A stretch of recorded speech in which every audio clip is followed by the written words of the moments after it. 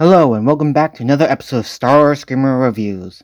Today's video we will be reviewing the original 2005 Transformers Energon Terracons Battle Ravage and the Insecticon.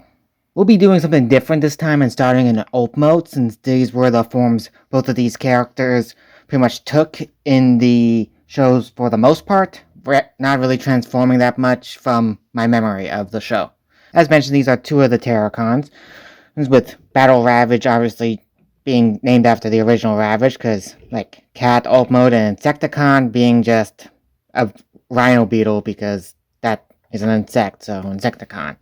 But yeah, these are very nice looking Alt Modes, with Insecticon being a nice looking rhino beetle with a, like, dark green color scheme, while Battle Ravage here looking honestly very mechanical and nice and battle ready with a club mace tail, like right there. You can see some nice sculpted in detailing with the Insecticon, with also having two big Decepticon logos right there on his top. With you can see the underside of the robot at the bottom. He has 6 legs, with only the front ones really being posable. But you can move the front horn up and down, and you can also slide the back legs back and forth a bit due to transformation. As for Ravage, his tail can move around a good chunk, though the individual joints molded into the tail are just, well, that molded and they can't really move. As for the other limbs, legs have a good chunk of articulation in the back, as well as a bit of an ankle tilt, but only at the front. Also being able to move the front legs around a bit, as well as the front paws. So yeah. You can also move the head around a good chunk, like getting a full 360 and up and down movements there too. They're very accurate to their on-screen models, in all fairness, because those models were literally just make 3D animation models from the toys. So though the show looked a little janky, they were very accurate compared to the toys. So yeah, since these guys were Energon class figures, which was essentially like the core class during Energon, they came with Energon weapons. I do not have the ones for Ravage, but I do have the ones for the Insecticon, which are a little Gatling gun, as well as this sword, which when combined together, like so, can become a drill, which can then be attached to the Insecticon as a whole by folding down his horn and then just pegging it into the top, giving it a little drill helmet that it can use to drill for Energon, and it can spin and drill. These weapons can also be put on other Energon figures and whatnot, but this specific combination can only be done on the Insecticon mold and when in Alt mode. So yeah, has a little extra bit there. Into some size comparisons for their beast modes. This is how they stack up alongside each other, and I think they scale pretty well. And then here's the Energon Sharkticon, the only other Energon figure I have, scaling with the Insecticon. And Ravage, even though this character did not pop up in the show. Then we have a more modern Earthrise Optimus Prime scaling with Ravage, and the Insecticon for a more modern size comparison. Getting into transformation, we'll put Ravage off to the side for now and start with the Insecticon. First, take the back 2 legs and peg them together on both sides, like so. Then proceed to fold them all the way back, and then you can stand the figure up. Position the front legs up and back like so, and then rotate it and unpeg the robot legs from the back here. Then fold out these bits, and then fold down this and rotate to make the hands.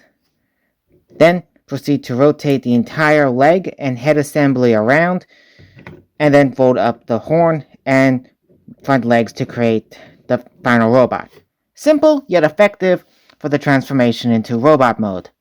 As for Ravage, here, they all have a little bit of an automorph, so Ravage will be removing the tail, rotate the waist, straighten out the legs, then take the arms, fold them down and up, rotate the head for a bit more of a cleaner backpack, fold the head down like so and rotate around for robot, fold up the front of the forearms, then fold down the shoulders, and finally fold up the paws.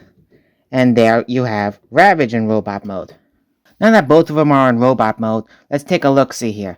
Starting off with the Insecticon, he looks like a very tough guy, honestly, with turning the front legs into over-the-shoulder cannons, and also looking like he just want to punch and destroy stuff.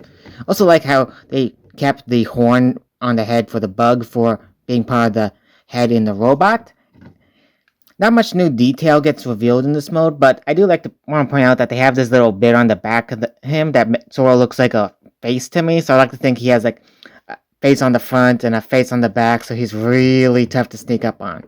I don't know why they have this, it just looks like that to me. But as for Ravage, he's a nice basic robot, just really just pretty basic. Robot, pretty clean on the back too, with when you turn the head around like so. Yeah, can stand pretty nicely thanks to his heels here, and does get a good chunk of articulation, which we'll go into later. But fun little story for him. There's actually like 4 versions of him. One is a completely different deco, while the other 3 are slight variations. One having a Decepticon logo here, and then one not that had a defect where when you move the arms, starts to sort of transform. This is not that version. This one has a little peg here that goes into this hole here, which prevents that, and therefore this version here is the second version of Energon Ravage. Getting into the articulation, the Insecticon, you can move the guns around a bit, as well as the horn, but as for proper articulation, he has a full 360 in the shoulder, if you can get it around the shoulder gun. You can also rotate the wrist 360, and also fold it out like so. You can also kick forward and back nicely, out a little bit, not much, and if you want, you can also bend this out a bit. As for head and waist, they're sort of connected, so if you try to rotate one, you end up rotating them both due to his auto transformation gimmick. As for Ravage, he pretty much has all the same articulation in beast mode, with the double elbow here, we can go both ways, as well as a 360 shoulder, kicks out nicely, kicks back good chunk too, has decent knee bend as well as ankle tilt, and also can rotate the toes for a bit of an ankle. Gets a waist joint now, which is a little hindered due to the beast head, but also can rotate the robot head around 360, but if you want, can look down, but if you can have him look up by unpegging the chest plate. As for accessories, Ravage comes with his little tail here, and also the original version came with some clear Energon weapons, which change color depending on if it's the Hasbro or Takara version. Sadly, I do not have that, as well as an Energon disc that pegs into the chest. I also do not have that. The Insecticon, however, does come with an Energon disc, which can peg into the chest like so, and this can be pegged into other Energon figures, as well as his drill weapon from earlier, which, as shown, can be 2 separate weapons that can peg into his hands like so, becoming a Gatling gun and a sword. So yeah, these guys do come with a good chunk of accessories. Getting into robot mode size comparisons, this is how they stack up with each other. This is how they stack up with my only other Energon figure, the Energon Sharkticon. And then a more modern one with the Earthrise Optimus Prime, who is noticeably bigger than these guys. In conclusion, this has been my review for the Transformers Energon class Terracons, Battle Ravage, and Insecticon. They are fun little, like, core class style robots, and have nice little accessories and are fun to transform back and forth. I sort of wanted to collect the other 2 Terracons, as well as the big Terracon Scorponok, and these guys have been repainted and re-released a couple of times as different characters with different paint jobs.